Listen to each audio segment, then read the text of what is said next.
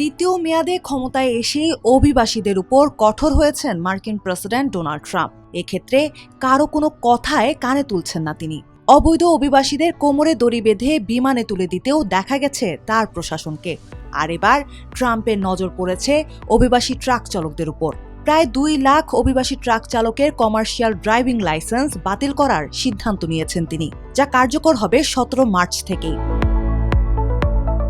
মার্কিন পরিবহন দপ্তরের সিদ্ধান্ত অনুযায়ী আশ্রয়প্রার্থী, শরণার্থী ও ডিএসিএ বা শৈশবে যুক্তরাষ্ট্রে আগত নথিবিহীন সুবিধাভোগীরা আর কমার্শিয়াল ড্রাইভিং লাইসেন্স নিতে পারবেন না। তবে বর্তমান লাইসেন্সধারীদের লাইসেন্স এখনই বাতিল হচ্ছে না। লাইসেন্সের মেয়াদ শেষ হওয়া পর্যন্ত ড্রাইভিং করতে পারবেন তারা। ইরান যুদ্ধের প্রভাবে যখন দেশটিতে জ্বালানির দাম বাড়ছে পরিবহন খরচ, তখন নতুন করে নেওয়া এই সিদ্ধান্ত ট্র্যাকিং শিল্পের উপর চাপ তৈরি করতে পারে বলেই ধারণা করা হচ্ছে। কেননা দেশটিতে পণ্য পরিবহনের 70% বেশি হয় ট্রাকের মাধ্যমে, যার মধ্যে ভারী যন্ত্রপাতি, বিপজ্জনক পদার্থ থেকে খাবার সামগ্রী সবকিছুই আছে। ফলে হঠাৎ করে প্রায় 2 লাখ ড্রাইভারের লাইসেন্স বাতিল হলে চাপে পড়বে এই শিল্প, যা পণ্যের দাম বাড়িয়ে দিতে পারে।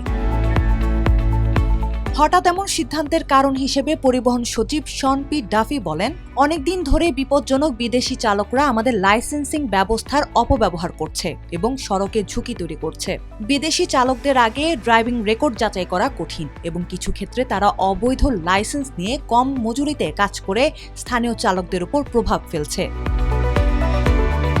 অভিবাসী ট্রাক চালকদের লাইসেন্স বাতিলের পক্ষে ট্রাম্প প্রশাসন যুক্তি দিলেও বিরোধীরা বলছেন, অভিবাসীরা বেশি দুর্ঘটনা ঘটায় এমন কোনো প্রমাণ নেই। অন্যদিকে আইনজীবী ওয়েন্ডি লিউয়ের ভাষ্য, কোনো দেশের নাগরিক হওয়া আর সড়ক নিরাপত্তার মধ্যে সরাসরি কোনো সম্পর্ক নেই। এটা সরকার নিজেই স্বীকার করেছে। তাছাড়া লাইসেন্স পেতে হলে সবাইকেই প্রশিক্ষণ নিতে হয় এবং পরীক্ষায় পাশ করতে হয়, সে অভিবাসী হোক বা না হোক। ট্রাম্পের এমন সিদ্ধান্তে ভুক্তভোগী হয়েছেন অনেক অভিবাসী। তাদেরই একজন রাশিয়া থেকে আসা আশ্রয়প্রার্থী আলেক্সেই সেমেনোভস্কি।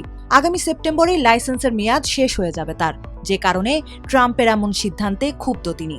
এই নিয়মের বিরুদ্ধে একটি মামলাও করেছেন সেমেনোভস্কি। তিনি বলেন, আমার ড্রাইভিং রেকর্ড একেবারেই পরিষ্কার, কোনো দুর্ঘটনা নেই, কোনো আইন ভঙ্গ করিনি, আমি ট্যাক্স দেই, অথচ কোনো অপরাধ না করেও আমাকে শাস্তি দেওয়া হচ্ছে।